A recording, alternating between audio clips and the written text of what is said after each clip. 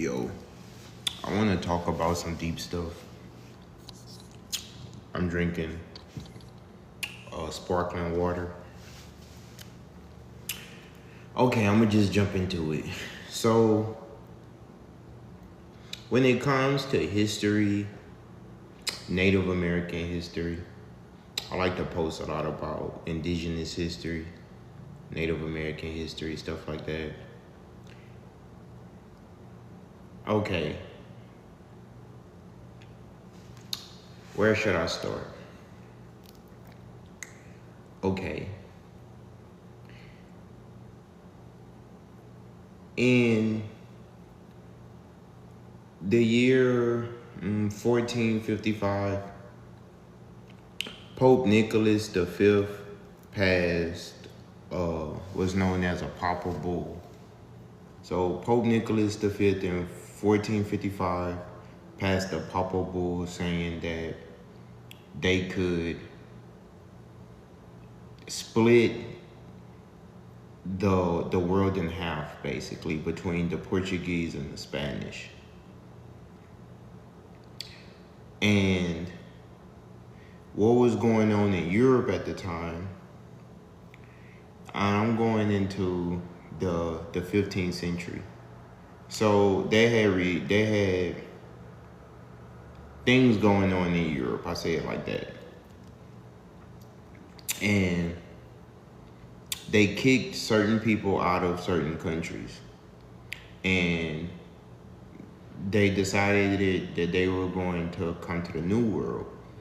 So 1492, we find Christopher Columbus coming to the Americas, and he landed in the island of Hispaniola. Well, that's how the story is told. One thing that Christopher Columbus did that was so interesting, Christopher Columbus stated that he wanted 1/3 of whatever he found. Christopher Columbus said he wanted to have 1/3 of whatever he found. He wanted to have his heirs, he wanted to be knighted, turned into a knight. And you gotta realize that when the Europeans first started coming to the Americas, people in Europe was under a monarchy. So how we have, presidents in Latin America and president in America, they didn't have that 400 or 500 years ago. All right. So he wanted to be knighted. So he wanted to go from being lower class to being upper class. Did you know that Christopher Columbus is buried in the Dominican Republic? Did you know that? Did you know that Christopher Columbus is buried in the Dominican Republic? Dominican Republic? Republica Dominica? Okay. About 35 years after Christopher Columbus, another Spaniard comes to the Americas. And his name is Hernan Cortez. Now, if you are of Mexican descent, this name probably sounds familiar to you, Hernan Cortez. Hernan Cortez is going to meet a ruler by the name of Moctezuma.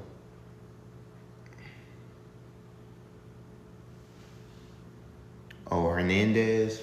Yeah. So they say that Hernan Cortez, following him in Europe, before he became a conquistador, a conqueror, right? Hernan Cortez just wanted to be a lawyer. He just wanted to be an attorney. But then he learns how to read and write, and he gets wind that he could triple his riches by coming to the Americas. So the conquistadors, prior to them coming to the Americas, they were already fighting a war in Spain. At the time, Spain was called Andalusia, and it was being controlled by North Africans. there were wars in Europe. Let me back up a little bit, because we can't even get into, and this is one of my favorite subjects, stories to tell. We can't even get into what happened before 1492 if we don't know, what happened after 1492 if we don't know what happened before 1492. So there were a lot of religious and cultural conflicts in Europe prior to 1492. And it got really real in Europe at the time. In Cordoba, Spain,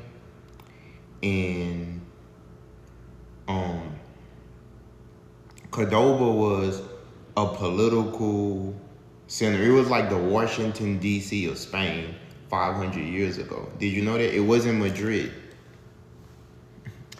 It was Cordoba. And then in the Middle East, you had Baghdad. And the people who practice Islam today created the universities in Europe. All of the universities, for the most part, that exist in Europe, origins can be traced to the Islamic Golden Age. The reason that this isn't talked about is because of modern people wanting to rewrite history. So people were being kicked out of Spain, and they had what was called the Reconquista. So Ferdinand and Isabella, they marry. And when they marry, they unite the Christian kingdoms. So the original origin, and I hope I can say this without getting my stream taken down, of Ferdinand and Isabella, or the people that was of a lighter complexion, they are actually Visigoths. The Visigoths are said to come from Germany. So they came from Germany, and then they made their way into Spain. And then you have people from Africa going into Spain. So conflicts was bound to happen. So that's the origin of lighter skinned people in Spain. So before people ever came to the Americas, people were already mixing. It was already mixing. People from Morocco, to Tunisia, North Africa, Berbers, so many different people was already mixing in Spain. In Spain, at one point in time, Spain was like the United States. España was like the United States before the United States became the United States. You had people from Asia in Andalusia. You had people from the Middle East, people from North Africa, people across Europe, all centered in Spain, sharing knowledge, sharing information. It was a golden age. I have several books right here that I can show you to prove what I'm saying. I'm not making this up, okay? So let's get back to 1492. Prior to 1492, in about the 1480s, 1490s, around that time, the Spanish monarch passed what was called the Alhambra Decree. The Alhambra Decree was a law that kicked certain people out of Spain, okay? Then they codified a racial hierarchy, a caste system that they would use and impose on people that they wanted to conquer. Simultaneously, while this is going on in Spain, in 1455, Constantinople, which is modern day Istanbul, is conquered. So once upon a time, you had Rome and you had Istanbul. So you had Latin being spoken, and then you had Greek being spoken, okay? They had a great schism. Rome fell, okay? When Rome fell, that was the Western branch. When Rome fell, this is where we get the Romance or the Latin languages. This is where you get Italiano Espanol, and whatever else, French, because when Rome fell, the languages and society fragmented, so they broke off into different languages.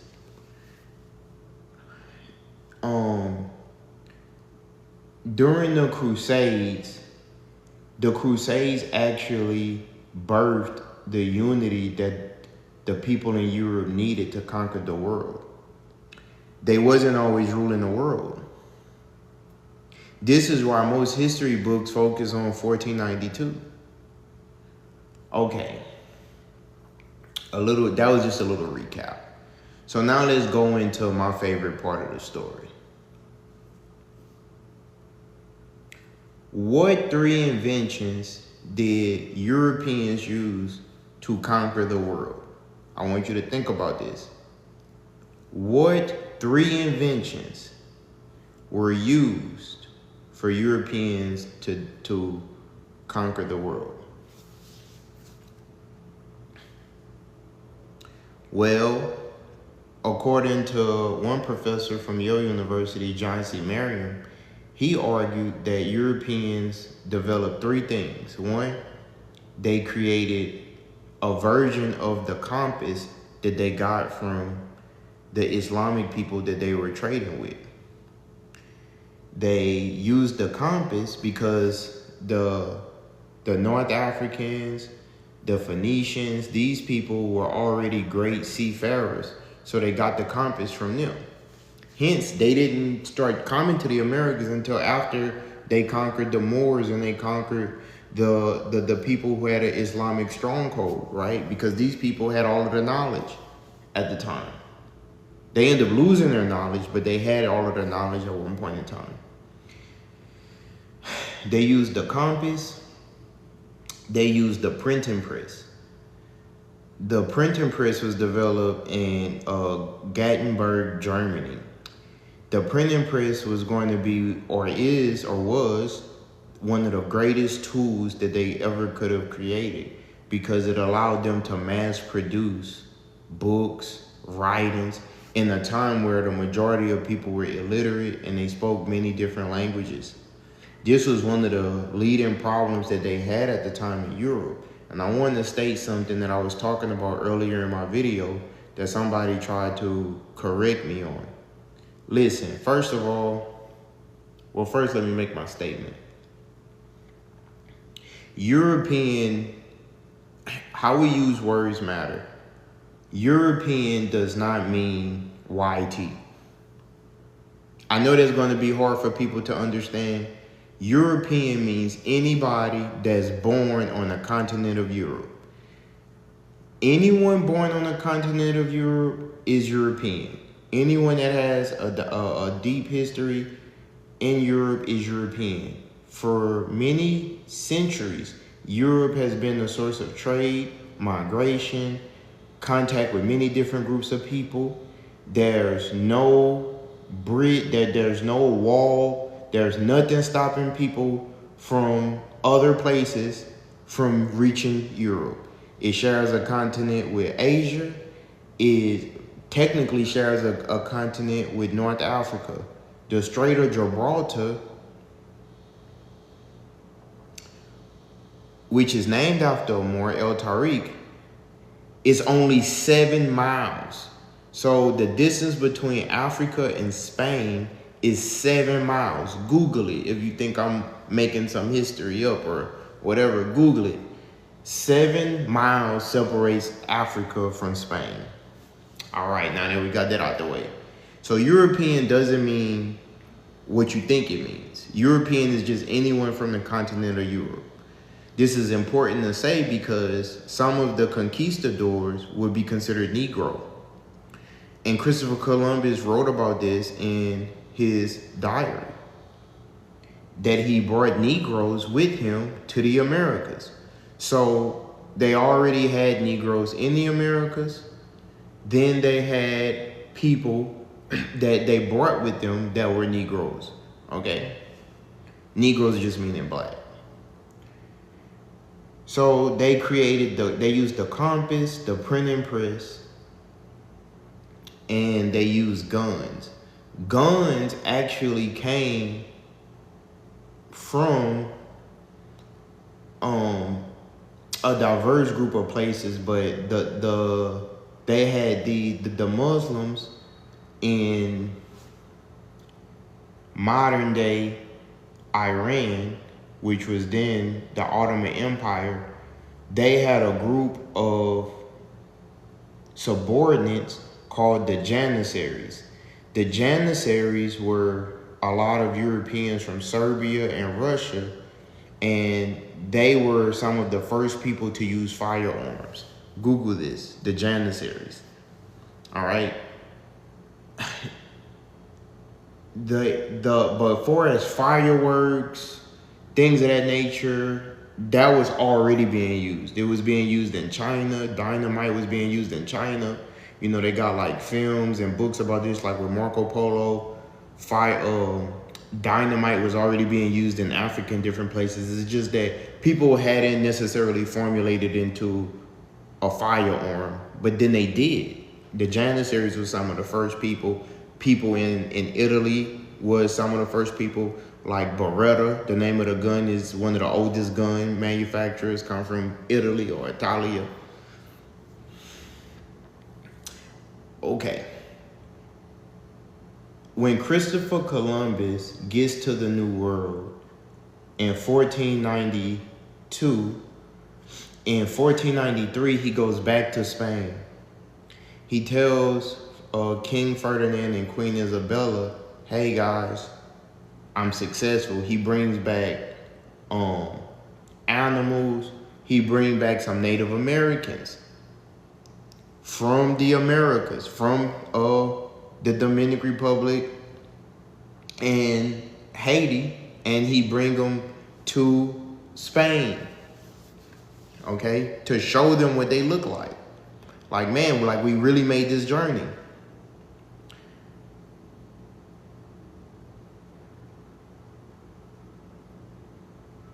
Christopher Columbus' brother, his name is Bartholomew de las Casas. So Bartholomew de las Casas, or Bartholomew Colon, is going to become the Viceroy of Mexico. So when he becomes the Viceroy of Mexico, this is in the beginning of the 16th century, the early 1500s. The Spaniards, Hernan Cortez, he reaches King Montezuma in year around 1521. That's one of the dates that people give it, 1521. So, Hernan Cortez finds a shipwrecked Spaniard named Aguilar, who has been shipwrecked for at least a decade. He has learned Nahuatl, and he has taken on a wife in modern day Mexico. So while this is going on, Hernan Cortez is first thinking about unaliving the Spaniard that he found, because he's like now taking on the culture of the indigenous. But then he realizes that, hey, this guy speaks the native language, so we can use him. Okay? He ends up meeting a group of slaves, indigenous slaves, and one of the slaves is by the name of Malinelli or Malinichi. She was later baptized into Marina. Her age varies, but some people say that she was very young. Hernan Cortez is going to take her on as a wife. So he teaches her, he slowly teaches her the language. So what happens is Malinichi, who becomes a companion to Hernan Cortez, the conquistador, is going to speak to Aguilar in Nahuatl, and he's going to speak Spanish back to Cortez. So Cortez. So this is how the translation went. So Malinali spoke Nahuatl, or the indigenous language, to Aguilar. Aguilar, who was shipwrecked for over a decade, spoke Spanish back to Cortez.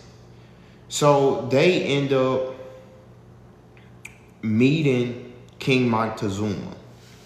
Okay? So originally, the first meeting of Moctezuma and Cortez is said to have been peaceful. But Cortez is thinking about usurping the mighty king. So the first planned attack, Cortez ended up getting with indigenous people that were being subjugated by the ruling class. They failed to usurp Moctezuma at first.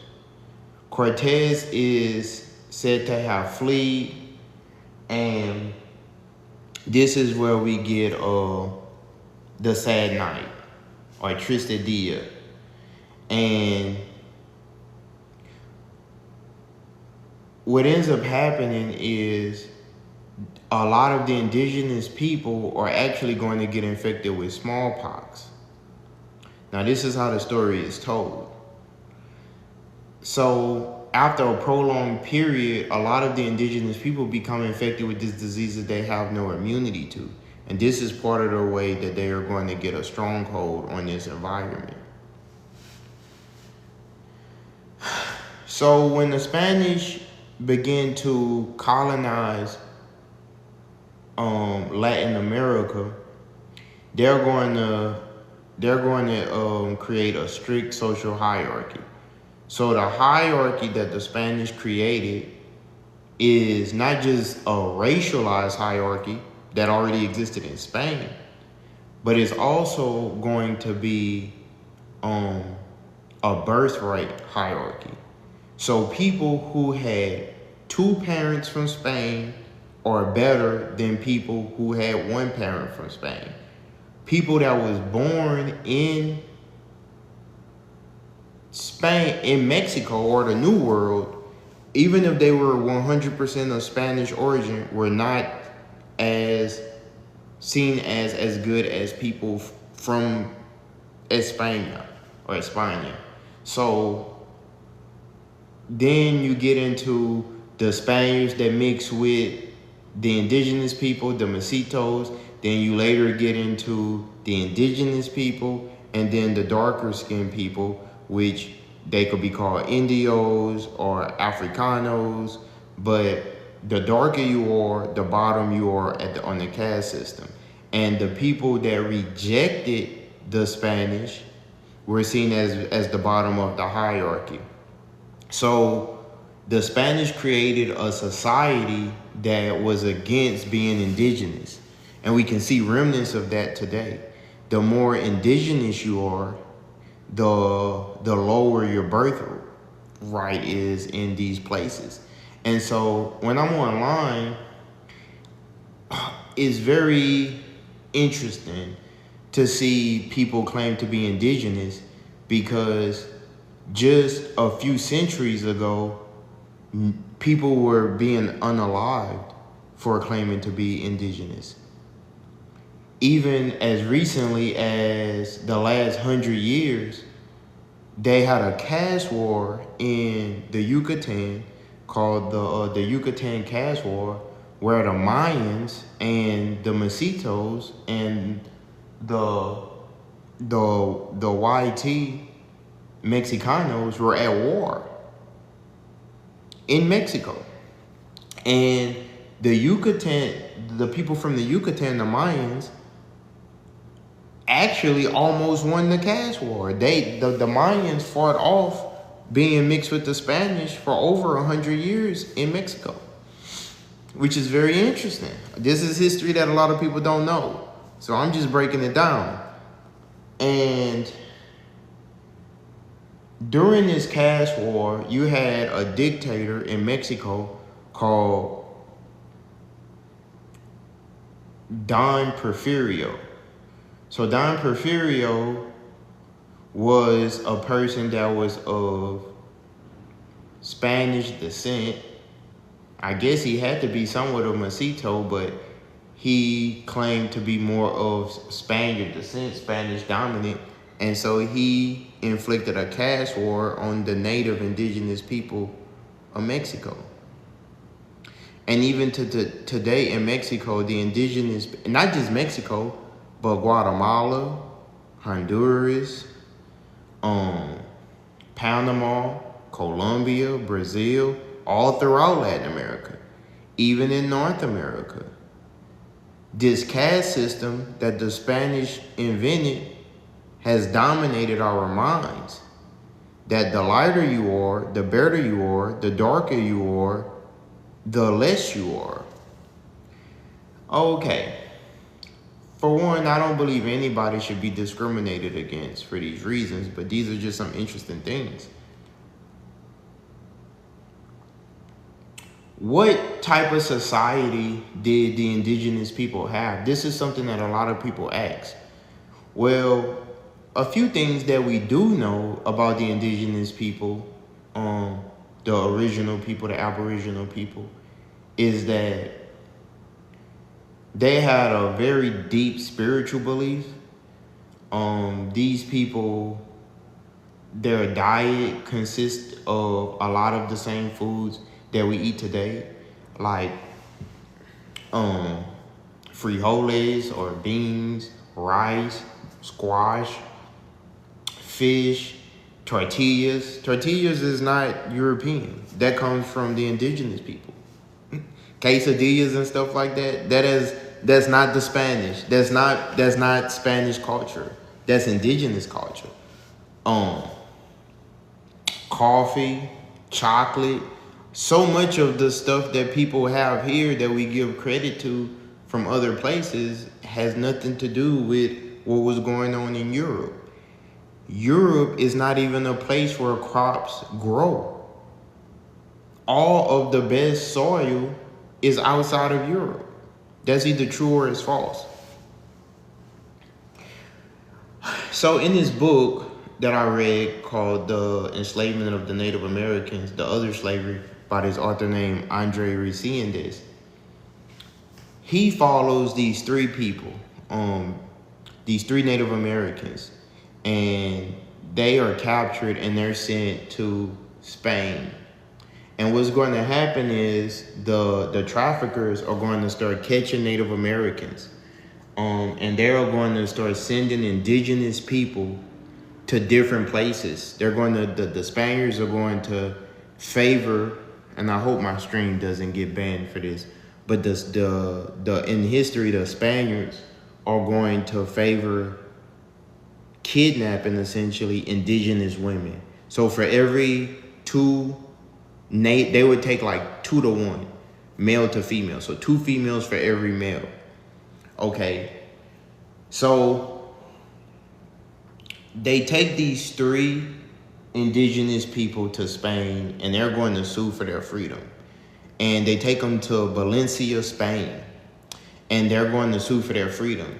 But since they were taken from such a young age, they don't know their origin. They don't exactly know what part of the indigenous land do they come from. So what the Spanish are going to argue is that they were actually captured by the Portuguese, right? And so meaning that they were never free. So it's multiple trades going on at once. You have Native Americans being shipped to Spain and Europe, but you also have people of all different ethnicities being shipped to the New World. This isn't taught in school because when you're in grade school, they're never going to teach you this stuff because it's not something that a lot of people know about. Like, it's not an easy story to tell, right? So the indigenous people going to the 1500s, they're not going to take colonization lightly. So the first form of servitude that the Spanish is going to inflict on the indigenous people is the encomienda system. So the encomienda system is a system where they want the native people to worship their religion. They want them to take on Spanish names. They want them to become less indigenous, more Spaniard. Okay? So they're going to mix with the indigenous women. Now then the question then becomes, here's the question that Bartholomew de las Casas is going to ask. One, is it even fair that the indigenous people are being brutally treated like this because they never declared a WAR on the people from Europe? So in order for a conflict to take place, they had what was called a just war. A just war meaning that it was an agreed upon conflict. Bartholomew de las Casas is going to argue that the indigenous people did no wrong to them. So how could they be? Why should they be victimized? They did no wrong. But what's going on is that millions of people, well, not millions, but the ruling class across the water in Europe are making a lot of money off the indigenous people being subjugated. So they are working in these encomiendas. So it went from encomiendas, which is a system, to repartamentos. So the repartamento is another form of servitude where they have been colonized enough to where now the Spaniards have a system. They have sugar plantations. They have Heineken plantations that's used to make ropes. They have different crops that they're exporting from Mexico, New Spain, and they're sending it to Europe. Simultaneously, while this is going down, King Philip II is going to conquer the Philippines. So when they conquered the Philippines, now people from the Philippines are going to be shipped to Mexico. Did you know that? So right now, if you go to Mexico, you see a lot of people from Mexico who have like an Asian look. The reason that a lot of people from Mexico have a Asian look to them is because a lot of people that was from the Philippines was shipped to Mexico during this time period of the 1500s, 1600s, and they were converted into servitude, right? So all of this is going on. But eventually, the different indigenous people all across Latin America at the time, they're going to start rebelling against this system. They're going to start rebelling, and so Mexico is going to start, New Spain that is going to start losing territories. And then you're going to start getting other indigenous people rising up. And then this is how we get these different countries in Latin America. You start to get a Guatemala and a Chile and Colombia and these places, because New Spain is going to fall apart. They have this vast territory, and there's a lot of friction going on in Europe. In Europe, they are fighting with one another, and then their colonies are now rising up against each other. So from 1521 to the early 1800s is the time where Mexico wasn't Mexico. It was a Spanish colony. But what's going to happen is eventually all of the Spaniards who are no longer Spaniards, because they're being born in the New World. So you have the Peninsulars, the Creoles, you have the Mestitos, you have the Indios, you have Negroes, you have all of this stuff going on in the New World. And these people are going to rise up against their masters. And they're going to say that they do not want to be enslaved anymore, that they want to be free. So they have a war and they defeat Spain. So instead of losing all of the territory, what Spain does is say, you know what, Mexico, y'all could be free. But what you can't do is you can't trade with Cuba. You can't trade with Puerto Rico. You can't trade with any of our other colonies. You're free, but you're all by yourself. This is going to have devastating consequences for Mexico. So Mexico is now technically free by the year 1821. This is when Mexico becomes Mexico. Viva la Mexico. So they become free. All right. The United States is eyeing Mexico. The United States is a relatively new country. And between guys, you got to understand how turbulent this time was. From the early 1800s, people in the New World were revolting against the slave trade. Haiti, the war, the 1804, they revolt. Then in 1805, we have the Louisiana Purchase, and the United States double in size because of what happened in Haiti, and the French losing the war, having to sell land, right? The Mexico at this time is still owning the western half of the United States, Texas, Arizona, California, Nevada. All of these places are a part of Mexico at this time. So half of the United States is Mexico, the other half is the United States. Now this is going to have far-reaching consequences for what's going to happen, okay? So in Mexico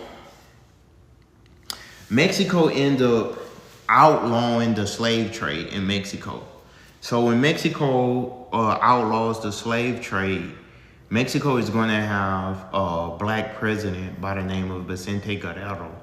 So Vicente Guerrero, he is the second president of Mexico.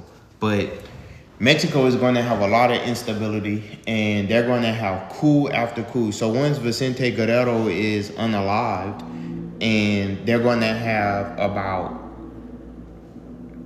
I don't even know, just like a lot of political instability. President after president after president after president loses their life until we get a guy named Santa Anna. So Santa Anna is going to become the first person to bring some stability to Mexico, leading up to the 1850s. So what ends up happening is, in the 1830s, slavery is outlawed in Mexico as well as by the British. The Americans are the only ones really on this land that's still outright practicing this barbaric practice. So guys, I want you to think about something for a second.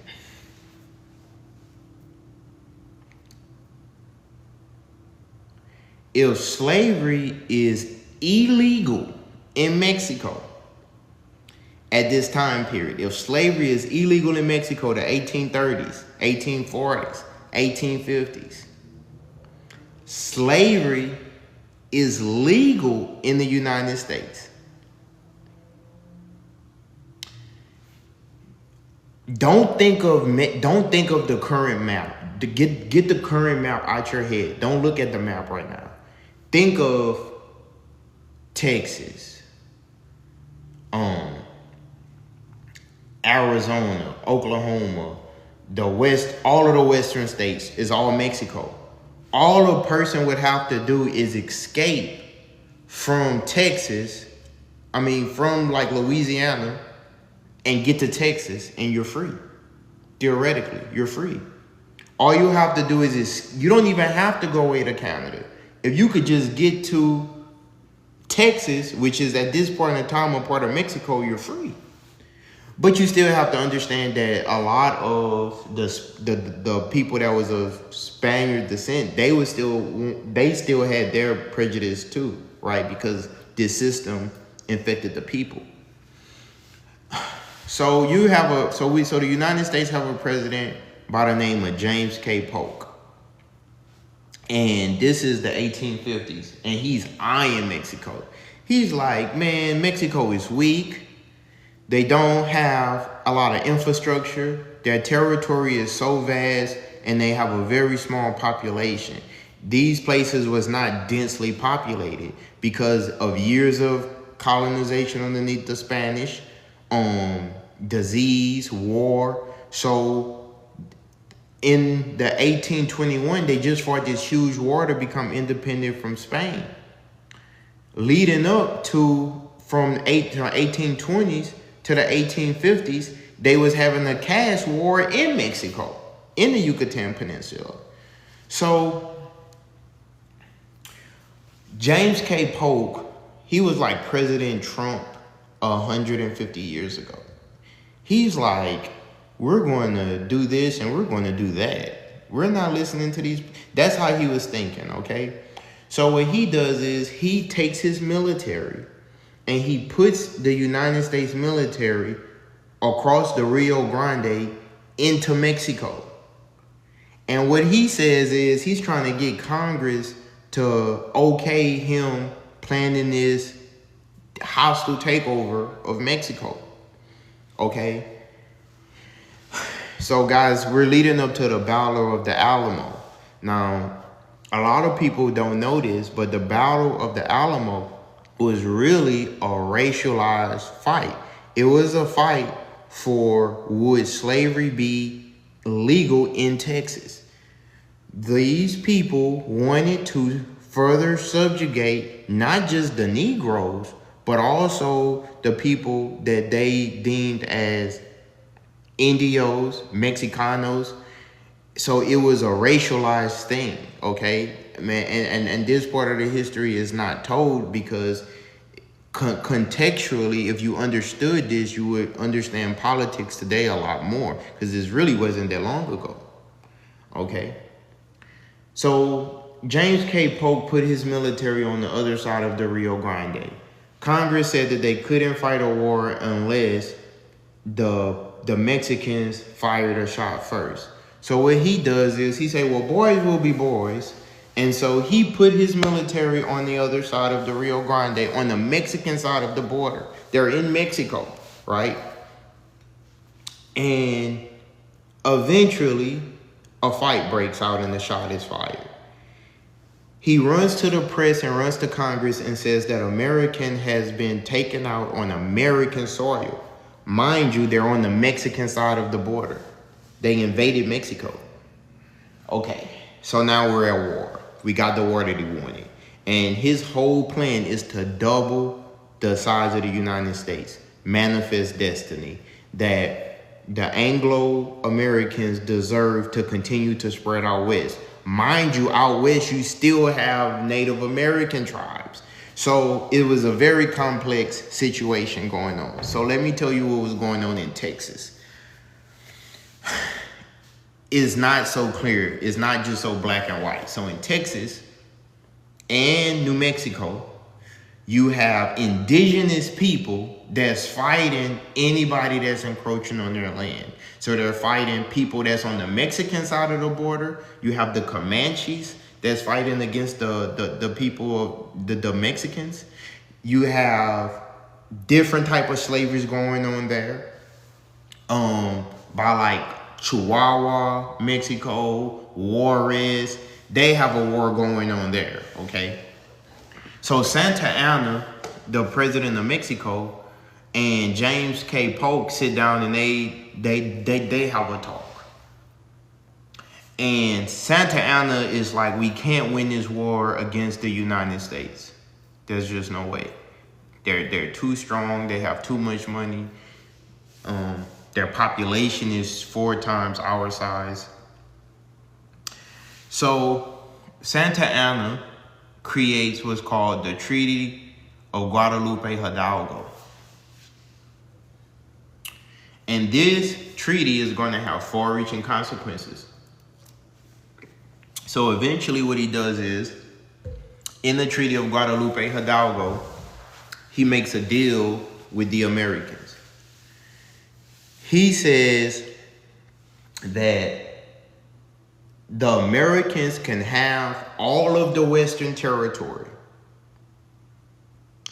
and the Mexicans and Hispanic people that live there, under two conditions, really. It's really two real conditions he wanted. Can you think with those, in the 1850s, okay, this is before the Civil War. He says, under the condition that the Mexicans there are not subjugated and put into slavery, no matter how dark their skin is. So he asked them to become YT. On paper, they're YT. That's the Treaty of Guadalupe Hidalgo. And $15 million. And they signed this document, and the rest is history. The United States doubled its size, took over all of these territories. Mexico lost even more land. Mexico went the next 100 years, 100 years in intense poverty until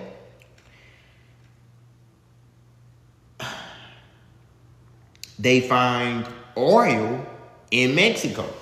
Mexico is supposed to have a rebirth of greatness.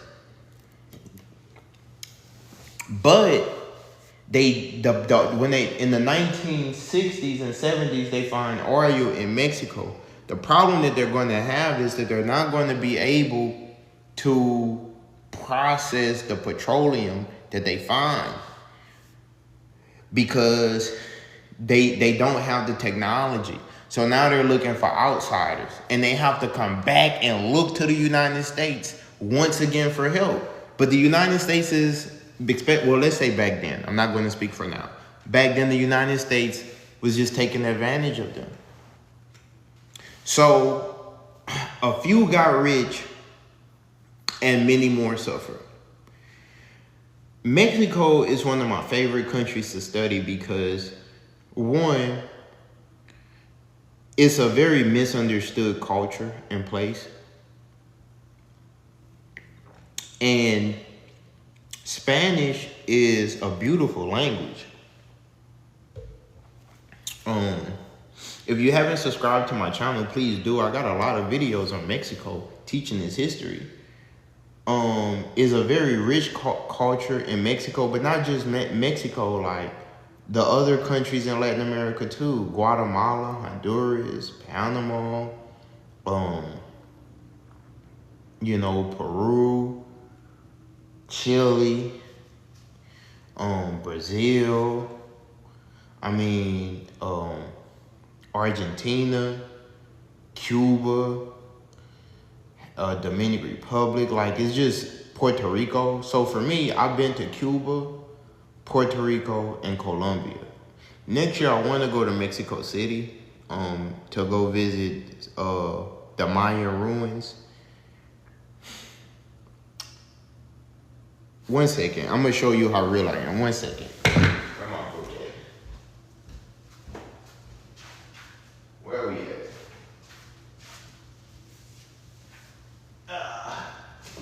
Here we go.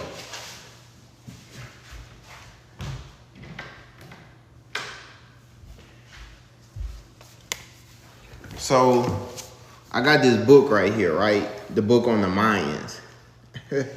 So, I've been reading this book. Okay, I have several books. So in this book, okay, they have a lot of interesting stuff in this book. Okay, I bought this book. Now this is a book from the National Geographic Society, and guys, books are knowledge. Get your book game up. If you don't have a library, get you a library, make you a personal library. Like, they got all kind of stuff inside here. Like, I don't know if you can see. I mean, so one thing that the Aztec, that the one thing that the Spaniards did was they burned the codex of the Mayan people. Okay, so these are some of the descendants of the Maya.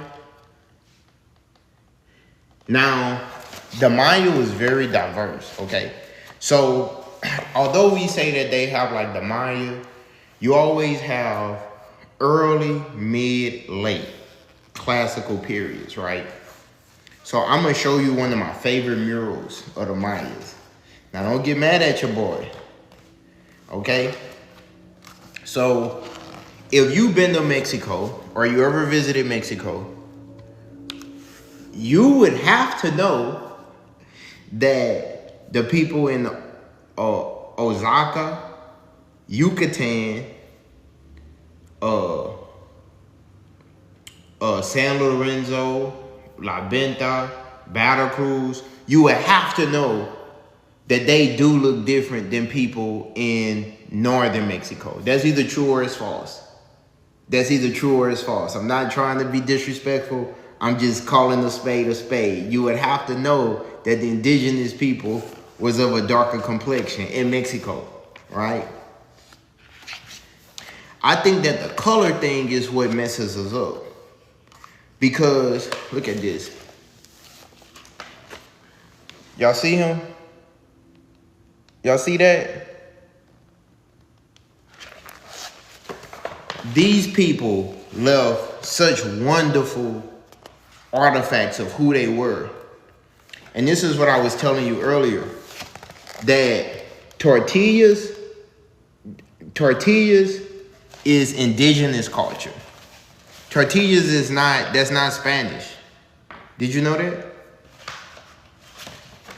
A lot of people don't know that. Did you know that the word barbecue, hurricane, that's Native American words? Did you know that? Every day we say hurricane. Well, not every day, but we say barbecue, we say hurricane. We use words every day that's actually indigenous words, but we don't know this. Okay? We don't know this. So guys, they had these caves. Check this. They had these caves in the place where the Mayas lived. And the caves that they had was they had aqueducts, like fresh water there. And they used these caves, basically like miles and miles of caves, for ceremonies. So the Mayas was actually going underground and practicing these ceremonies. Now, so many of the codex and the codices that the Mayas and the Aztecs had were later destroyed. Now, I don't believe all of it was destroyed. I think that they stole some of it, right? Now, when Hernan Cortez met the Mayas, they had large cities. Did you know this?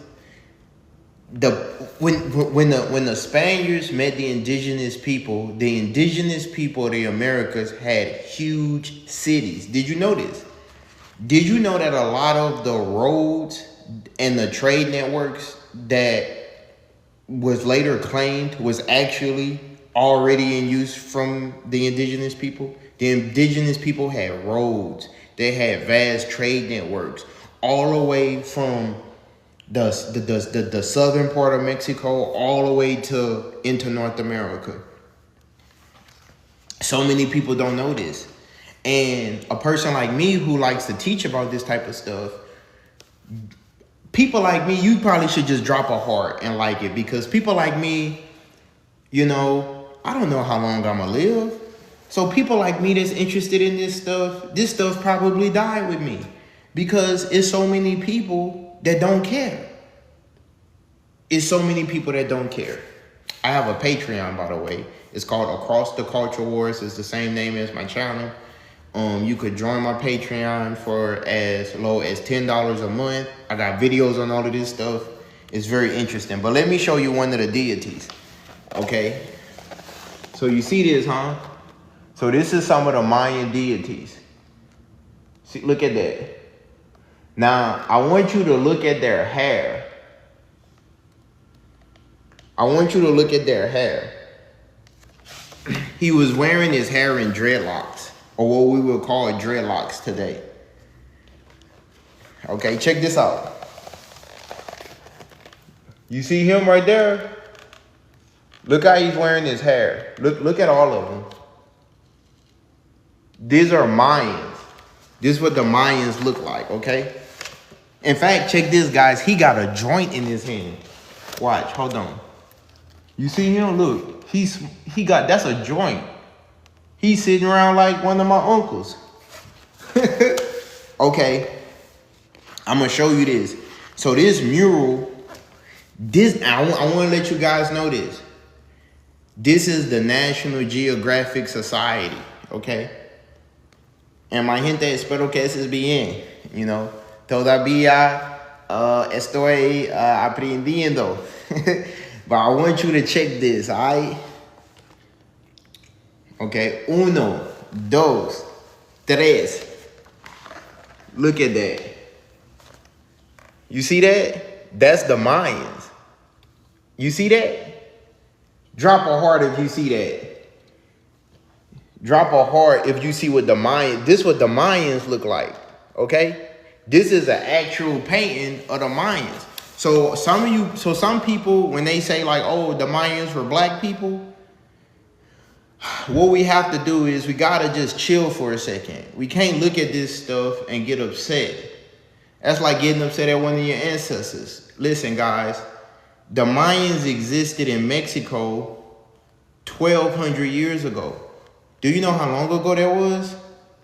So it's no telling that people back then look different than people from today. But I'm gonna show you what they look like again. Now this is an actual mural of the Mayans. Hold on, let me show you. The Mayans. Okay? This is an actual mural. This is not nothing I'm making up. I don't want you to say like that's pseudo history. No, this what they look like. So imagine, now this is my favorite mural, okay? This is called the Bonampak mural in Chiapas, Mexico, okay?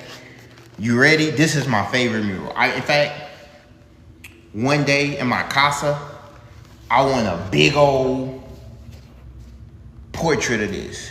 You know what I'm saying? A big old portrait of this. You see that? That's the Mayans. This is in Chiapas, Mexico. I want you to take a good look at that. Look at that. You see that? This is in Chiapas, Mexico. Okay? The Mayans. Look at how they wearing their hair. You see that?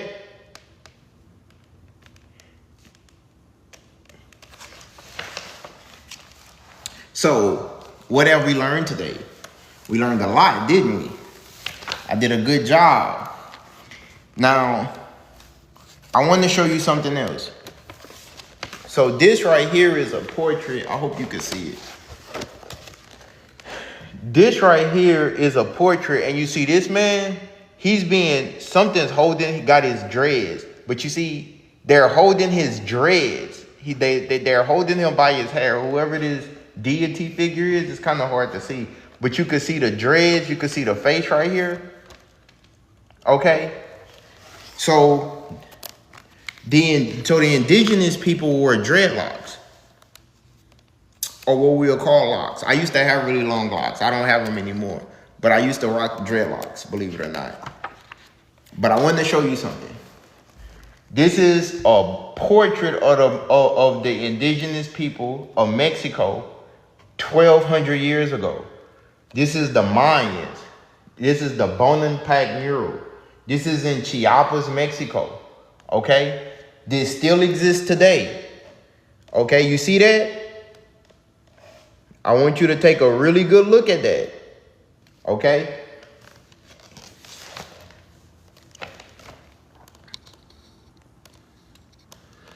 Okay, I want you to take a really good look at that. Now, if you have any questions, if anybody would like to join the live and chop it up with me, we can. I would love to hear your opinion of what you got to say. Just keep it constructive. I am an expert to a degree. I have a bachelor's of science degree.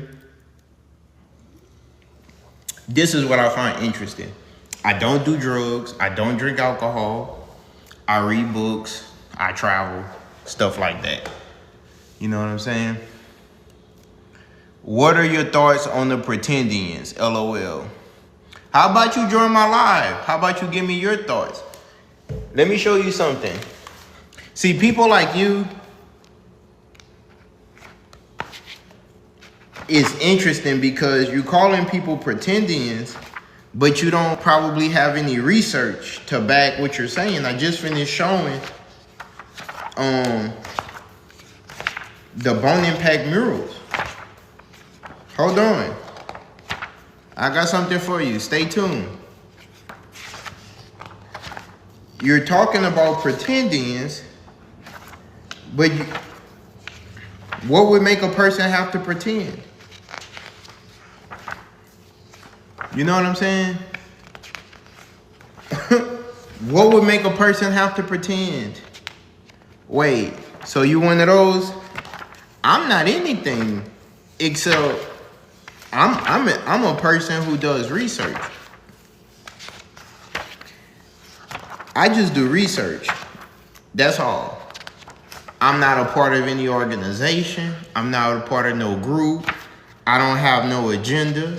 I'm not trying to convince somebody what to believe in. I'm just a person that reports what I find. Okay? Let me show you this. Check this out. This is called the Bone Impact mural in Chiapas, Mexico. I want you to take a really good look at that. This was created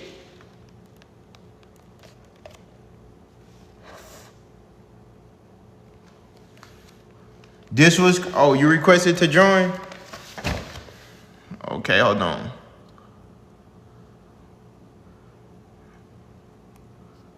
Let me see.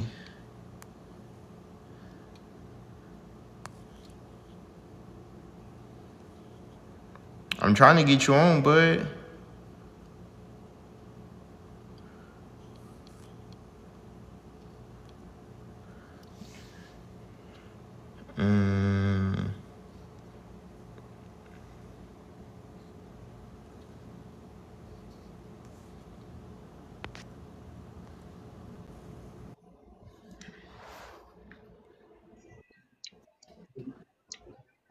What's up, dude? What's up? What's up? Hey, what do you know about the book about the friar from Spain when he first landed in America? Have you read it? I think about Bartholomew de la Casas. I forgot his name, but I've been trying to read that book physically for a while.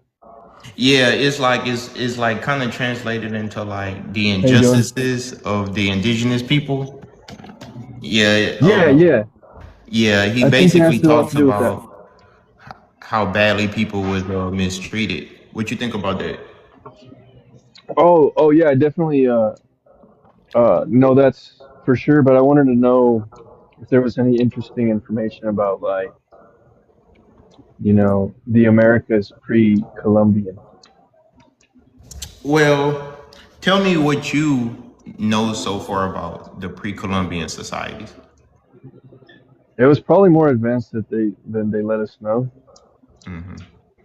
I would assume, but I'm not sure. I haven't done too much research. Is that everything for you, sir? Um, yeah. Where are you from? I'm in Cali right now. You? Um, what part of Cali? Central Coast. Okay, I'm familiar with Cali. So that's like Fresno, or like you more like in the Stockton, Oh no, Central Coast. So I'm in the coast. or you on the I'm over coast? here, yeah, in Avila Beach. Okay. That's what's up, man. Cali's cool. Like I've been to Cali several times. I haven't been to like the beach in Cali though. I just been like in the cities. From what I hear, you want to go to the east side. You want to go not to the Pacific, but the Atlantic. Like Florida has better beaches because it's warm. Our beaches are cold even in the summer. Maybe SoCal if it's warm. Hawaii too, Hawaii if you can. But just the Pacific where we're at is a bit colder. Still beautiful though, and it's still great weather. Okay. Well, thank you, bro. I want to talk more about this history stuff. So it was nice chopping it up with you. I want to Oh get yeah, this for other sure. guy on that's in my comments. All right, man. All Have a right, good night. God bless you too. Bye. Bye. Ace, the other guys. Let me see. Hey, soft thing. I guess that's your name. Send a request to join so we could chop it up. You making a lot of comments. I just want to chop it up. So let's have a dialogue. Cause I don't troll. I just communicate. You know.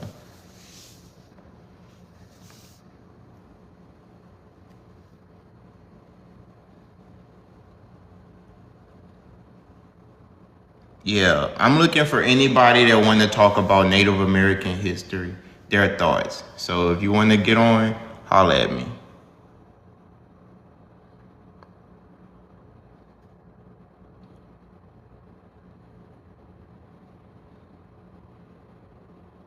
Sirius Frequency Radio.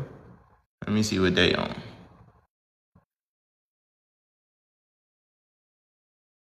Critical Royal Bloodline. I'm gonna send you a request.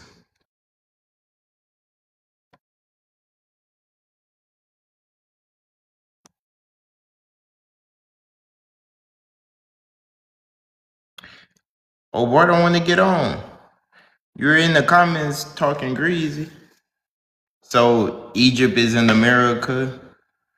Those are not us. Come on, man. Those aren't us, fam. I thought you were a real historian. Man, I'm thorough. But back to what I was saying. Um, yeah, man. So these are the the different indigenous, some of the indigenous people that was here. Okay, I believe this is what I believe from my research. From my research, there were different. It's a continent. So on the continent, not everybody's going to look the same. So I believe that they had different waves of people coming to the Americas. I believe they had people that came from Siberia. I believe they had people that either came from Polynesia, like from like Australia-ish, or they could have came from Africa. But they were in the Americas 1,000 years ago, and that's proven.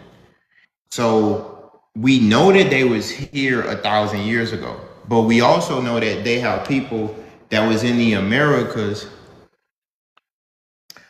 10,000 years ago. Okay, so they found a Peruvian girl who is mummified. She was frozen in Peru. This little mummy girl has braids in her hair.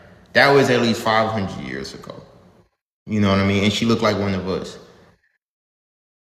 Um, they had the Brazilian woman Lucia, who was about 12,000 years ago, 12, 13,000 years ago. and they reconstructed her bones, and the scientists said that she was a Negro. You feel what I'm saying? So I think one of the misconceptions that people have is that when we say, well, I'm gonna speak for me, I can't speak for other people because I'm thorough. All right. When we talk about being indigenous, aboriginal, people take that the wrong way. I think some people think we're saying that we're from Siberia. That's not what I'm saying. This what I'm saying. Hold on. Okay. When you see this, the bone impact murals, and you see how they wearing their hair wrapped like Jamaicans with locks, when you see that, that's what I'm saying. I'm saying that. Okay? It could be not confused. Look how they have earrings in their ears. Look at their feet. So when people say, bro, this mural in Chiapas, Mexico is almost 1,300 years old.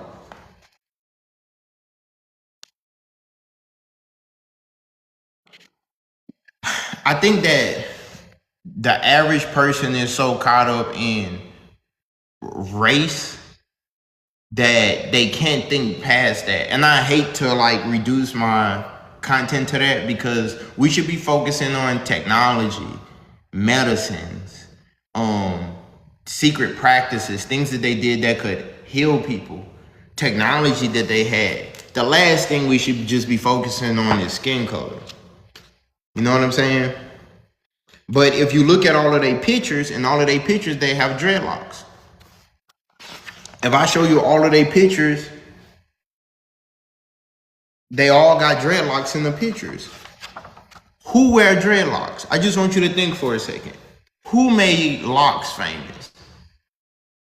People from the Americas, Jamaica, I mean, you know, Panama. The people of African descent made dreadlocks famous. That goes without a doubt. But I could understand. I'm gonna show you another picture. This is another picture of the Mayans. Okay? So when we talking about certain stuff, and guess what?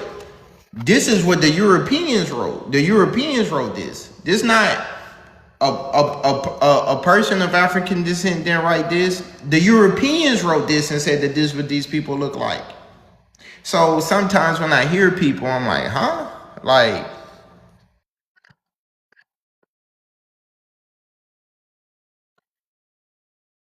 brother, soft thing. I don't know if you a troll or what, but if you're not trying to get on, why are you spamming my comments? Or I didn't already answer your question, so you saying black folk Mayans. Brother,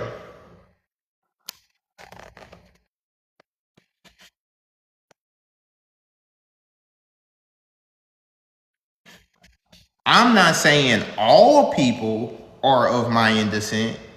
Oh, you're serious? I'm not saying all black people in the Americas of Mayan descent. That would be ridiculous. But what I'm saying is,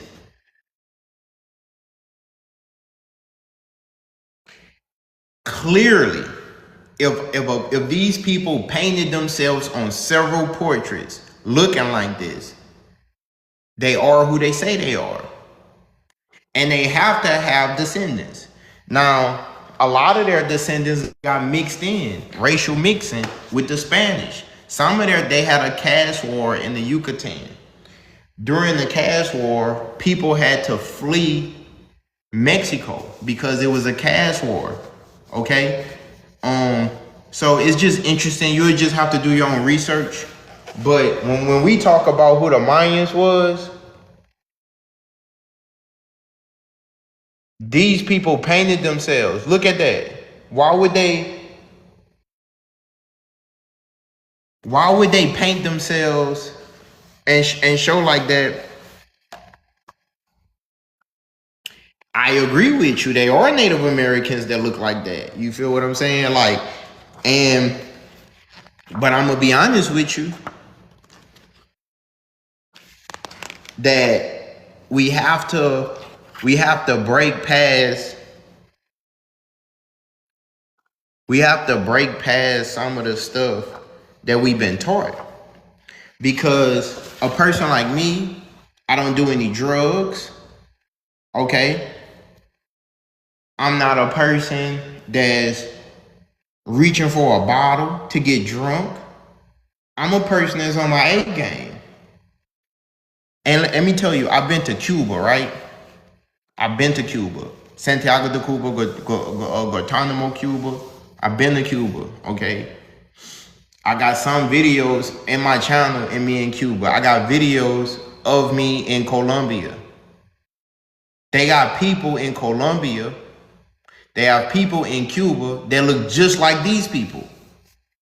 Not saying that they the exact same, but what I'm saying is, how did all of those people get there? Do you know it's more people of my complexion in Latin America than it is in North America? The only thing that separates us is language. If you could get past the language, you will realize that we're not so different. You feel what I'm saying? Oh, especially this one. So check this one, right? Look at this one. Now this brother right here, that's straight up dreadlocks. Look at that. Look at their hair. Okay? You see that? Dreadlocks. So you had different variations of these people.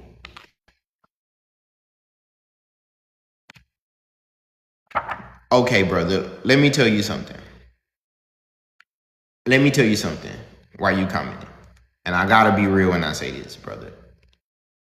The way I do my thing, I'm not one of those people that make content to try to convince someone else.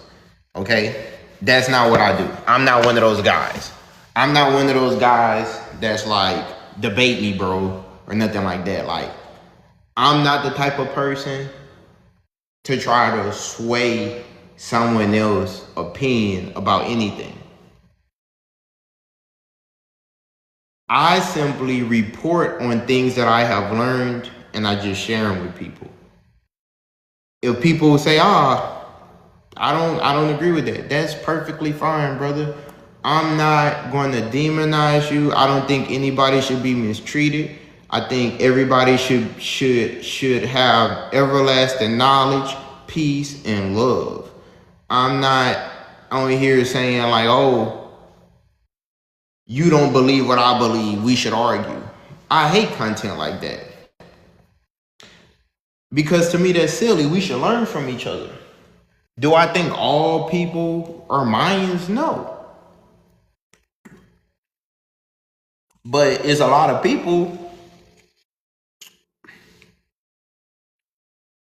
Yeah, I'm familiar with Dane. Shout out to Dane.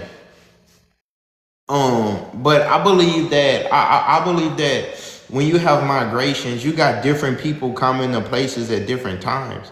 People didn't just come to the Americas at one single time.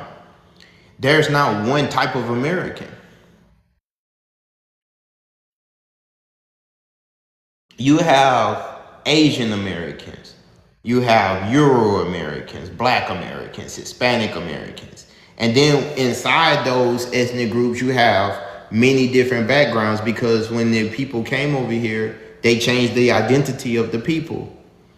They changed the identity of so many different people who claim who were they were. Like when people went into subjugation, they lost their identity.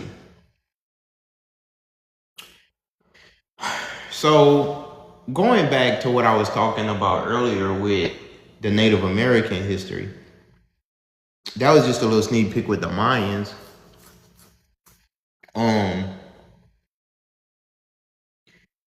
The Americas is a very interesting place.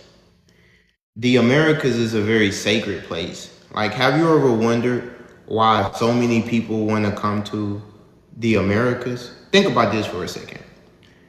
People from all over the world want to come to the United States. Now, I'm speaking on me for a second. I'm not even about to speak on nobody else. I'm going to speak on me. I can only talk for me. Guys, the family church that I grew up in, right? I'm originally from Louisiana. The family church I grew up in Louisiana was built in 1862. I want you to hear me on that one. The family church I grew up in was built in 1862. Most people in America didn't get to America until after the year 1900.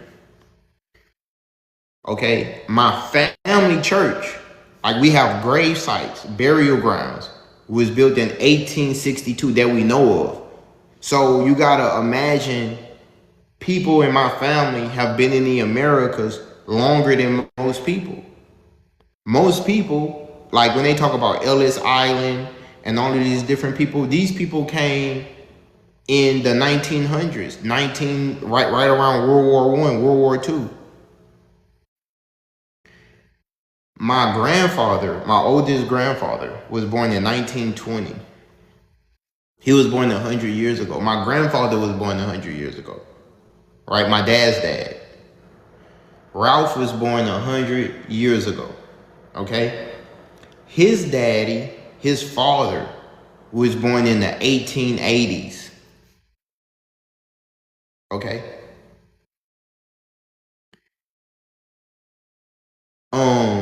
My grandfather, he used to own Angus cows. His family, they were like ranchers. They owned Angus cows. I'm a Southerner, so they owned the ranch. My grandfather owned the ranch during segregation. His youngest brother later went to school to become a medical doctor. My Uncle Peter, my great uncle, was a medical doctor. He was one of the doctors at Southern University in Baton Rouge for many years. He was the team doctor. So I come from a people that's always been intelligent. My people always been sharp. Okay? So it's good to know who you are. It's good to know it's good to know world history, but then it's good to know your personal family history, who you are as a person. With my grandfather's family had to sell their ranch because his younger brother, Peter, was going to school to become a medical doctor, but he was already treating patients. And during the time of segregation, the people in the dominant society put charges on my great uncle because they didn't want him practicing medicine without a license. My grandfather, who was born in 1920, his mother, my great grandmother, passed away when he was a little boy. So my grandfather was raised in a patriarchal society. My grandfather, he had a bunch of brothers. He had some sisters too, and they was raised by their dad. My great grandfather, who was born in the 1800s, he unfortunately was born or living on a plantation, you guys. And his youngest son became a medical doctor. My grandfather used to drive my uncle, my youngest uncle, the youngest brother of their family. He used to drive him to university in the north for him to go to school. My grandfather made a huge sacrifice, and he took care of his younger brother because his younger brother was a young baby when their mother died. And my grandfather and his brother was like this. Now, I'm a chocolate man, right? My grandfather was a very light-skinned man, believe it or not. Okay, so we come in different shades. And I think that that's something that confuses a lot of people too. Like, we put people in these racial categories based on their skin tone. But I come from Louisiana where we have like a Creole culture. You got people who have different backgrounds. Now that's my dad's side of the family. My mom's side of the family. My mom's side of the family people spoke French Creole. Okay? So in Louisiana, French Creole is a dying dialect. Some people still speak it, but it's dying. That's why you hear people like from southern Louisiana that have a certain funny accent. It's an accent that's really grounded in coming from speaking French a few generations ago to now speaking English. Okay? Because first Louisiana was owned, the first Europeans to conquer Louisiana was the Spanish. The Spanish used to own Louisiana. It used to own Louisiana, Alabama, Mississippi, and Florida. Later, once the Spanish lost control, Louisiana then became controlled by the French, and the French controlled Louisiana for close to like 200 years. Then eventually the English took over Louisiana. On my mom's side of the family, we from a place where the old people speak Creole. You know, they speak Creole down there. Okay, the reason why they stopped speaking Creole around my mom just had a birthday. My mom in her early 60s. The reason they stopped teaching the children Creole was because at this point in time, people was losing their lives for speaking Creole. They was losing their lives. So the French made treaties. So Louisiana has a complex history because we went from Spanish to French to English. That's why can't nobody mess with us. Like, we different. You know, and I love everybody. I got respect for everybody, no matter where everybody from. But Louisiana, think about this. We such a small state. Louisiana is only about 5 million of us. But they know about us. Everybody know about us. You know what I'm saying? So Louisiana got a special place in my heart always. I live in Houston now. But even when I'm traveling overseas, man, Colombia, I've been to Cuba, Jamaica, St. Lucia, the Caribbeans. I'm deep off in there. I be solo dolo by myself. And I never feel any fear. I've been in places, guys. Forget being the only black person, guys. I've been in places I'm the only American. I've been places I'm the only American. I remember when I went to Cuba. Story time. I went to Cuba because I was online dating. I ended up meeting a girl online that lived in Cuba. And we dated for like a year or so online. And at this time, I'm hitting other countries. I went to Cartagena, Colombia. Great place, you gotta go. And I went to Jamaica, then I went to Puerto Rico. Now, in Cartagena and Colombia and San Juan, Puerto Rico, guys, let me tell you something. People say that Puerto Rico is a part of the United States. They don't speak any English there. Nada persona hablas inglés en Puerto Rico. Todas personas hablan en español. Ahora, cuando estoy en Puerto Rico, mi crío como no persona entiende mi porque es diferente. Un día yo quiero hablar español más fluida. Es un día más hermosa. Cuando yo visita Cuba, me gusta Cuba mucho. Mi futura esposa es cubana. Me gusta más cubana. Ella es afro-latina. Yo visito Cuba 5 veces. Sí. Pues todavía estoy aprendiendo español. So yeah, so I was off the porch, you feel me? And you know, being off the porch, like learning Spanish, you know what I'm saying? When I was learning Spanish, it didn't happen overnight. I'm still working on my Spanish. You know what I'm saying? And so I went to Cuba. Man, I was scared. I went to Cuba scared, but I'm a G, you feel me? I'm from Louisiana. Louisiana don't raise no cowards. So I'm like, man, I can't be no coward. You know what I'm saying? Like, I gotta be a G. You know what I'm saying? Like Tupac got a song, he say, in times of danger, don't freeze, it's time to be a G.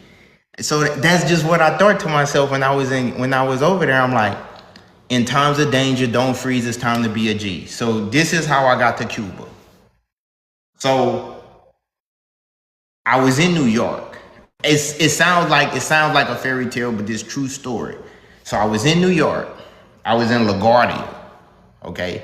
So I flew from LaGuardia to Miami, Miami to Santiago de Cuba. Then my chick picked me up from the airport. All right. The name of the airport is Emmanuel Santos Airport or Emmanuel Maceo Airport, something like that. All right, so LaGuardia in Queens to Miami, Miami to Santiago de Cuba. Man, when I got there, I'm like, man, my Spanish mala, like, terrible. En este tiempo, mi no puede decir, mi llamo es Brian. Nada. No palabras. Nada. So I couldn't even say my name is Brian. You feel what I'm saying? Like nothing.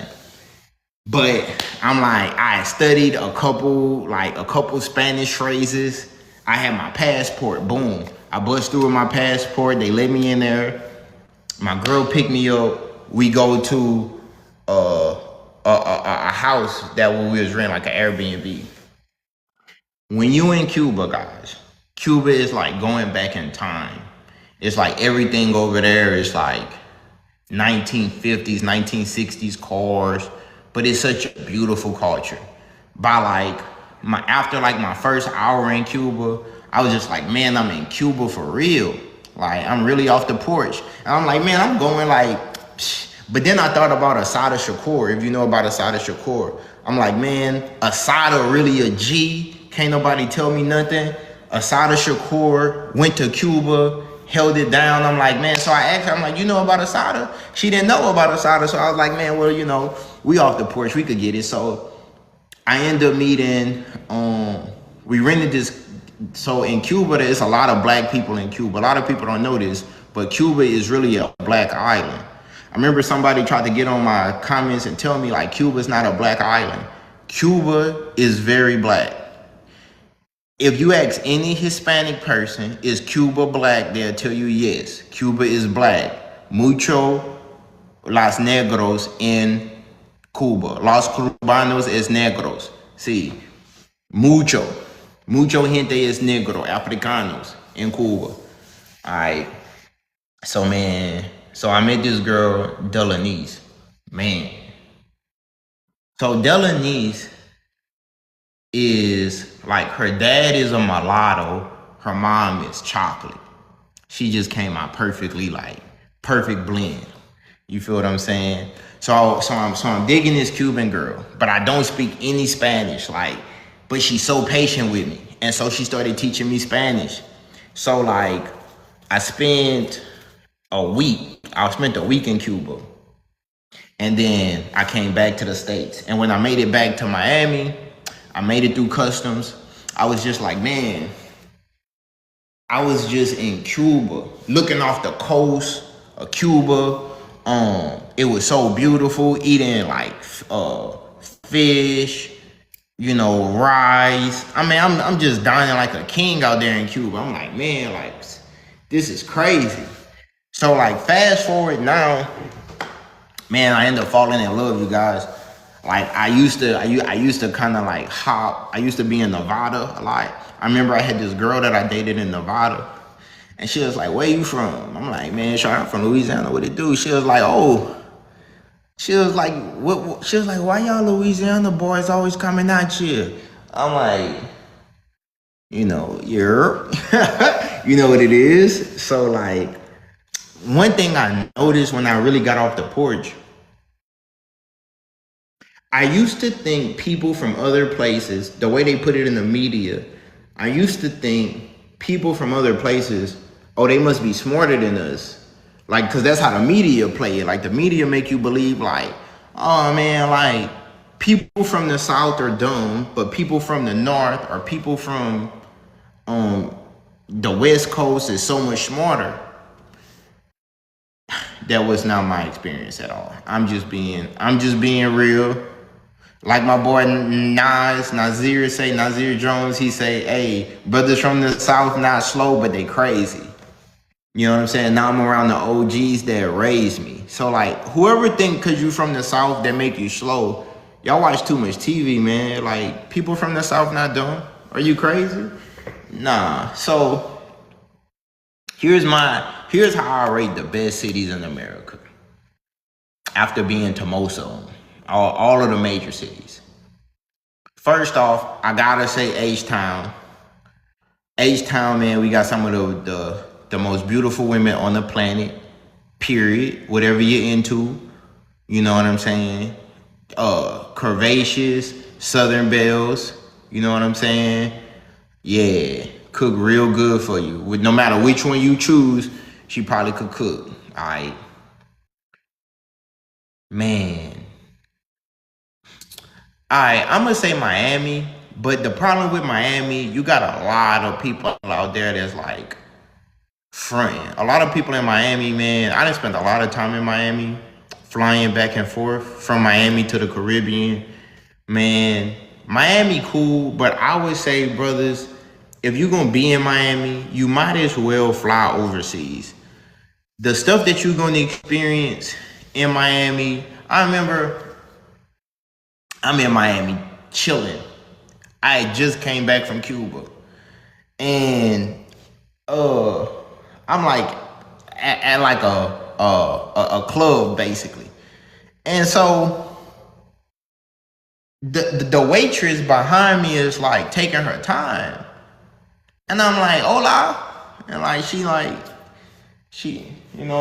respondio.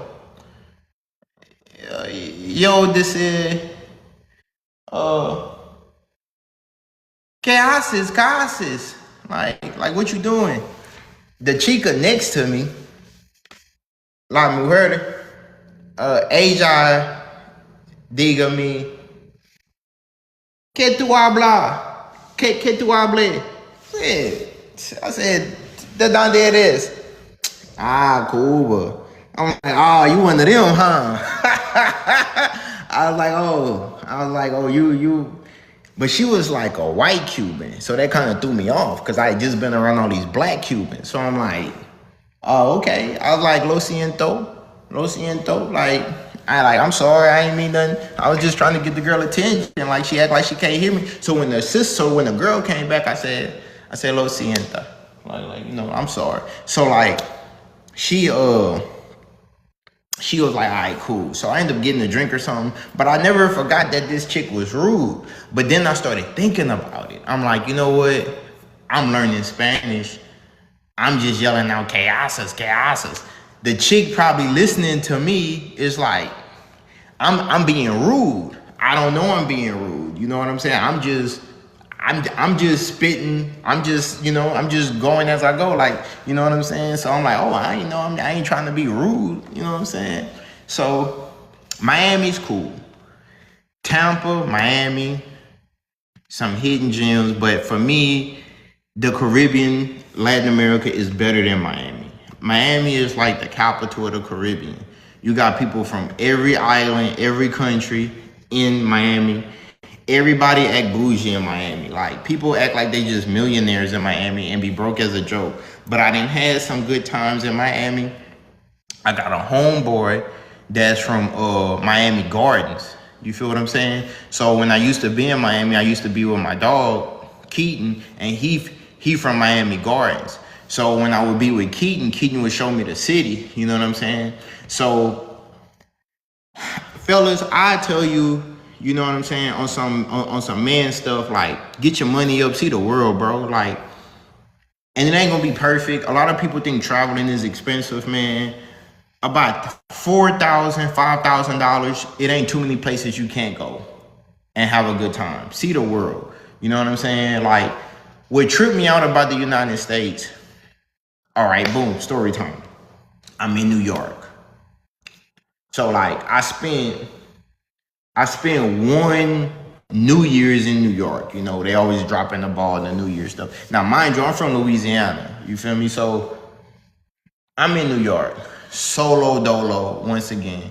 Like most places I go, I'm by myself. You know what I'm saying? Chilling, but I always fall into something. It always get lit with me. You know what I'm saying? Like God just be blessing me to meet cool people. So I'm in New York. Man, this was around COVID, like 2020, 2021. Man, I'm falling off. Man, I'm in New York.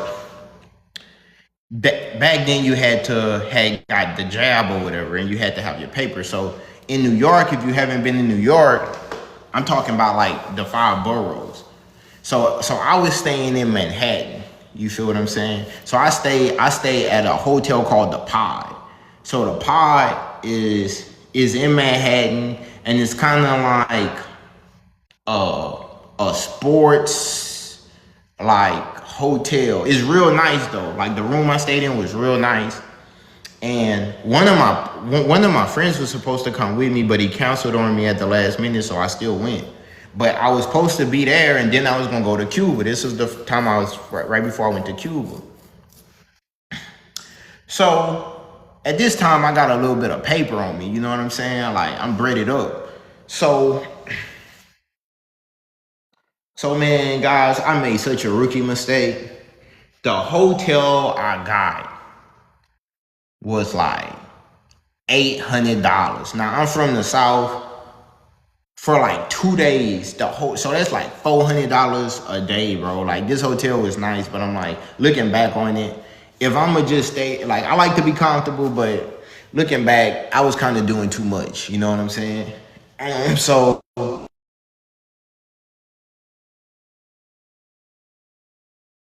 I go to a Knicks game. This is when KD, Kyrie, James Harden all on the Knicks. I go to the Knicks game.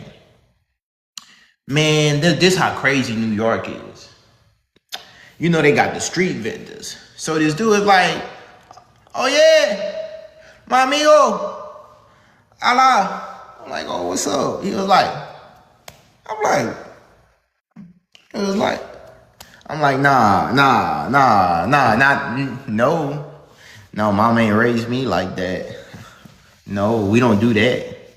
He gonna say, we ain't doing that. I ain't doing that. So he was trying to, I was like, nah. So, boom. I ended up falling into the Knicks game. I'm in Brooklyn. The Nets was in Brooklyn. Guys, if you didn't get to see when KD was on the Nets, man, you missed the era, bro.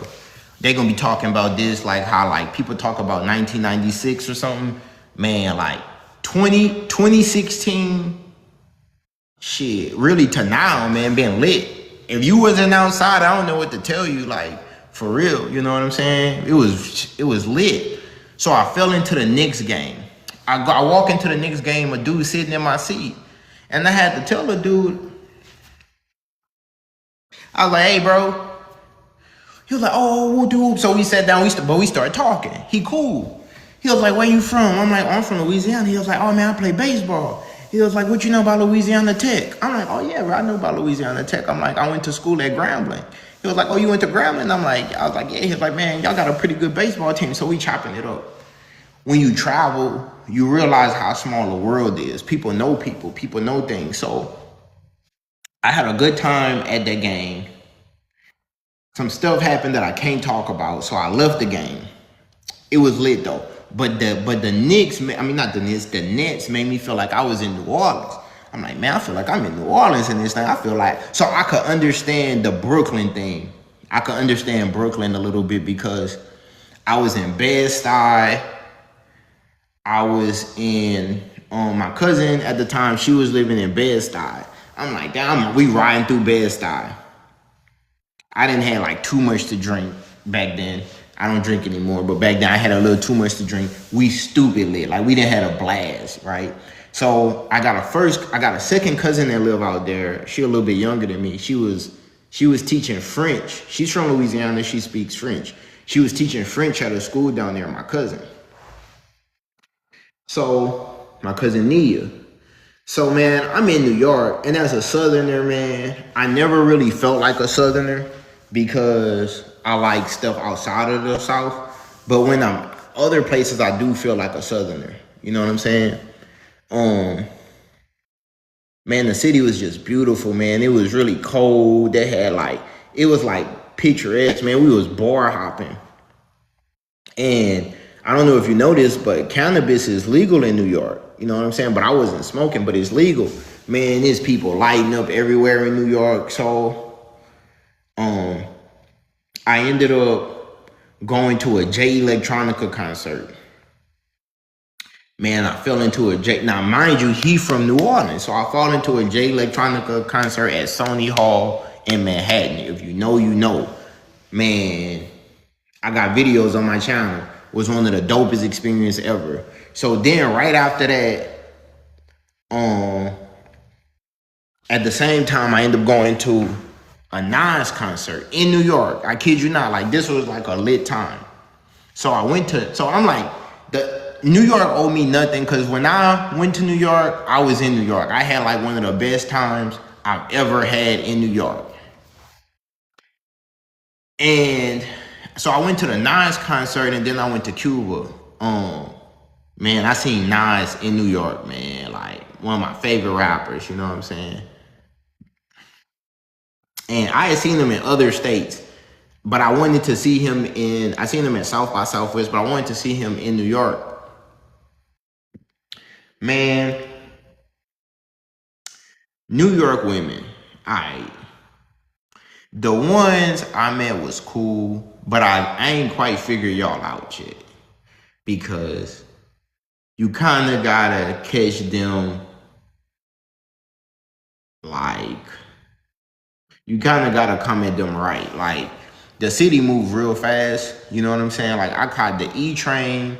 We had took the train to Brooklyn, Fulton Ave, and stuff like that. So, like, I was with my cousin, so I was just imagining, like, what would it be? But I did run into a breezy out there, and it was cool, you know what I'm saying? But it was like, she was really from South Carolina, so she was still like a Southerner. So I never really fell off with like a New York girl. You know what I'm saying? She was telling me like she's half Brazilian, half American. You know what I'm saying? I could dig it. Jersey is cool. Jersey City is cool. Like you got Jersey City, Manhattan, Brooklyn, Harlem. You know what I'm saying? Then New York is crazy. You know what I'm saying? But people are real strict about the boroughs and stuff like that. But I like Queens too. But I just couldn't do the winter time. Like I did the winter time in New York before. I don't want to do that no more. I'm a Southerner. I like when it's warm. You know what I'm saying? But let's talk about Chicago. Chicago is cool too. Chicago, I was in Chicago in the summertime in last May, I was in Chicago. Man, guys, I went to a Latino music festival out there, you know. And man, they had so many beautiful girls out there. I got to see like some like Nicky Jams, what his name is, Westland and Yesin of Puerto Rico, like legends. Now, they not my legends because I didn't grow up listening to reggaeton, but they legends though, you feel what I'm saying? Like it had Buku, the Sueño Music Festival. So I'm out there in Chicago, once again, solo dolo. Man, I meet this chick out there, right, man? This chick that I met out there, bro. This chick was a man, black girl, bro.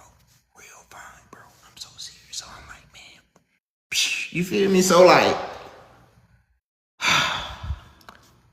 me and this chick hit it off. You feel what I'm saying? And fellas, you ever been in a situation where you pull something and you like, dang, like she a bad, you know what I'm saying? Like, that's how I was. I was like, man, I didn't pull this. Like, man, this about to go down. So like, I'm staying downtown. It's just like, oh, you staying downtown? I'm like, yeah. Yo, I got a cousin that live in Chicago. He from the South. Man, me and dude was supposed to meet, bro. Me and this chick hit it off. I forgot about my cousin low key. I'm like, son, when I text him, I'm like, bro, I'm about to bounce. Like, I'm about to leave up out of here. You feel me? This girl had a Illuminati tattoo, son. Was it on her neck or her chest? It was like, it had me hypnotized though, you feel me? Like it was she was one of them ones. And I'm like, dang, Chicago coming like that. And I thought about Lil Wayne, you know what I'm saying? Yeah, I had a shy chick. She ain't shy no more. You heard me? So like, I'm like, dang, this how Chicago coming, you know what I'm saying? I'm like, Chicago, you good in my book, you feel what I'm saying? Man. But the last time I was in Chicago a month ago. That was like a year ago. I was in Chicago a month ago, and it was a totally different vibe. I wasn't really feeling it. I was there under different circumstances. So Chicago is dope. But it's just like last time I was there, some fugazi stuff happened. My vehicle broke down out there. I ended up having to catch a flight back to the south to Houston. So Chicago, I'm gonna have to see you again. But I did pull up on my cousin this time, last couple weeks ago. So LA. Man, oh, wait, before I get to LA, Sacramento. Man, so I was in Sacramento, right? So you got West Sacramento, you got Sacramento, and then you keep going west. Yeah, you would hit the Bay, right? You would hit Oakland, Union City, Valero, stuff like that. You know what I'm saying? You hit the Bay. Guys, I was young and running wild out there, saying like the Cali girls really trip me up because they got like these Valley girl accents, but they be black. But I didn't got it more than one. So let me tell you the time a girl straight made me feel like I wasn't nothing out there. So like we in Midtown Sacramento. It ain't really popping. It got a lot of stuff going on out there, but we out there, me and my dog. So I see these two chicks. The whole city is like Latino. So like I'm like, I see the only black people, so I'm like, well, let me go speak to them. So I roll up on the girl, I'm like, hey, how you doing? What's up? How you doing? What's happening? The girl looked at me, looked up, looked down, didn't even speak to me, bro. Like, I'm like, damn. I'm like, this how y'all rocking? Now, mind you, I'm already been a lot of different places. So I'm like, this how you act out here? Like, y'all treat other... So, her and her friend, like, I'm like, man, whatever. But I did meet a girl who made it up to me that I hit it off with. And I remember one time, that same time, Cali girls, you gotta have a slick mouthpiece. You can't waste no time, but a lot of them, they got their cultural stuff going on down there. So I seen this one girl, no lie. At the time, I can't say this right now, but at the time, this girl was one of the baddest girls I ever seen, like in person, like for real. And the crazy thing was she was working at IHOP. So I roll up on her, man. I'm like, man, like what's up? I'm trying to spit. So she gave me her IG. Like I asked for a number, she gave me the IG. You know how girls do. So I'm like, all right, whatever. So I end up like hitting her up. She ended up having a man or something. It didn't go through, like, but when I was in LA, I met a girl, and man, she gave me her number. We planned the date. Stuff went more smoothly. You know what I'm saying? So like, Cali girls are cool. Like they real chill. Like I never really. They got some that just not gonna be into you, but I never really had no problems with no Cali girls. Nevada is cool. Vegas. When I was in my early 20s, I used to parlay in Vegas. One of my best friends was living there.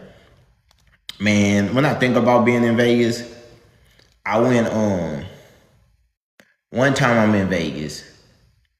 No. I was in El Paso. One time I didn't see the whole country, so people can't tell me too much about my country. So I was in El Paso. Man, I went off-road in El Paso, man. I'm in that thing, I'm jamming Burna Boy. Man, we riding the El Paso, look, we like riding through the desert on some ATVs, rolling through the desert, man, rolling. You feel me? Going hard, having fun, good, clean fun. You know what I'm saying? And so when I sit back, I'm like, bro, it's so much stuff that people could do if they wanted to have fun. Like in Vegas, if you get out of the city, you could rent some ATVs, go to the Grand Canyon. That'll be fun, good, clean fun. If you in the city, you could rent a Lambo or a Ferrari and drive through the city. You know what I'm saying? You know what I mean? It's so much fun that people could have, but people not thinking. One of my favorite Larry June songs. Y'all know Larry June? Hey. One of my favorite Larry June songs is Let's Drive to Vegas. You know what I'm saying? But if you ain't off the porch, you don't know nothing about that. It's a 4-hour drive from LA to Vegas. You don't know nothing about that. You feel me? And then a few places I want to visit though that I ain't visit yet. But I don't know if I'm gonna make it happen, man, because I got a little girl that I'm crushing on right now. You know what I'm saying? My little Cubana. But if I was just 100% single, you know what I'm saying? Panama City, Panama, Rio de Janeiro, Brazil. Where else? Mexico City, Mexico. I might hit all of them 1 month, 2 months, 3 months. Like I might be out the States for 3 months. Like for real. You know what I'm saying? For me, man, traveling is one of the things I absolutely love. Like I'm so serious. Like one of my favorite cities is, well, at the time, I don't know what it is like. It's been a couple years, but I was in Cartagena, Colombia. I think this is the last story I'm gonna tell, and I'm gonna get off this app. It's getting kind of late. So, man, I'm in Cartagena, Colombia. So, it was a time period in my life where, man, things was kind of sad for your boy. Like, I was going through some things. And, man, I had just ended a serious relationship. My dad had passed away. And when my dad passed away, man, I just wanted to just, like, get away. You know what I'm saying? Y'all know that song? I got to get away. Yeah. So I wanted to get away. So I ended up going to Cartagena, Colombia. Man, I Googled on the computer. I was fresh with my passport too. Young, bro, like 20s, you know what I'm saying?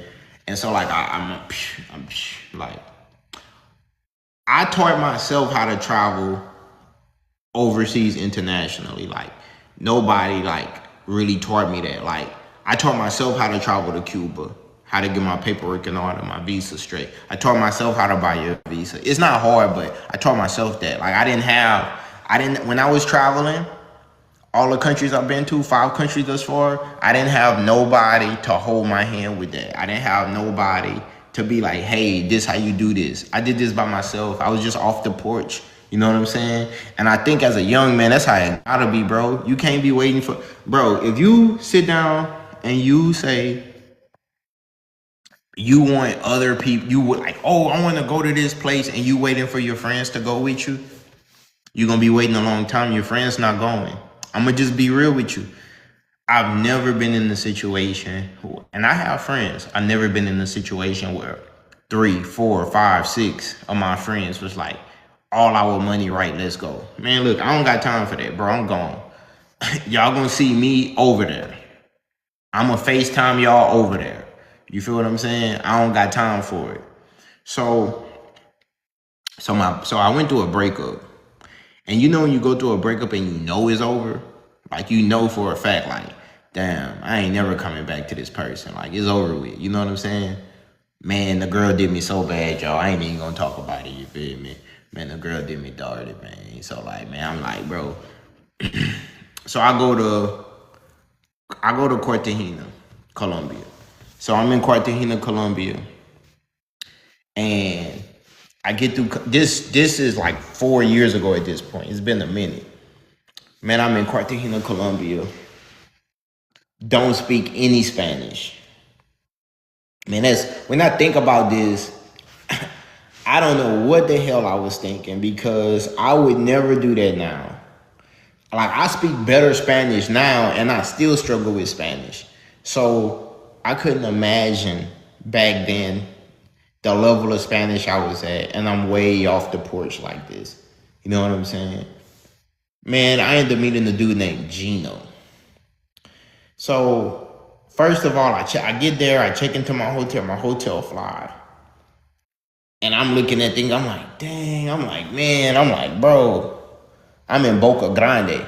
In Cartagena, I'm in Boca Grande. I'm like, man, I'm really out here. Nightfall come. Man, all the hustlers, the chicas, everybody outside, you feel me? So I go outside.